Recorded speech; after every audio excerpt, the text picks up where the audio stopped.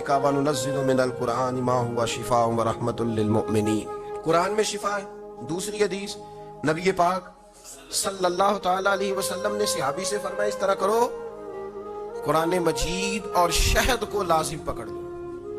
فرمایا یہ دو چیزیں ہیں جن کے اندر اللہ نے شفا رکھی ہوگی۔ تیسری حدیث پیش کر حضرت ابو ہریرہ رضی اللہ تعالیٰ عنہ فرماتے ہیں مسجد نبی شریف میں حاضر ہوا، 2 رکعتیں پڑھ کے حضور کی بارگاہ میں گیا تو نبی پاک علیہ السلام نے فرمایا ابو ہریرہ تیرے پیٹ میں درد ہے؟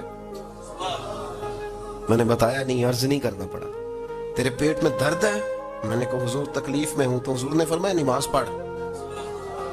فرمایا جب بندہ نماز پڑھتا ہے تو رب اسے شفا عطا فرماتا ہے۔ تو شہد میں شفا ہے، قرآن پاک کی تلاوت میں شفا ہے، اور نماز میں نماز پڑھیں اور خوب پڑھیں، اور گھر میں بھی پڑھیں اور مسجد میں بھی پڑھیں، خوب پڑھیں۔ نبی پاک علیہ السلام تو ہر آفت کے وقت نماز ہی پڑھتے، سورج گرہن ہو جاتا تو حضور نماز کی نیت باندھ لیتے، چاند گرہن ہو جاتا تو نماز کی نیت باندھ لیتے، بارش نہیں ہوتی تو نماز شروع کر دے، بارشیں زیادہ ہو جاتی تو حضور پھر نماز شروع فرما دے۔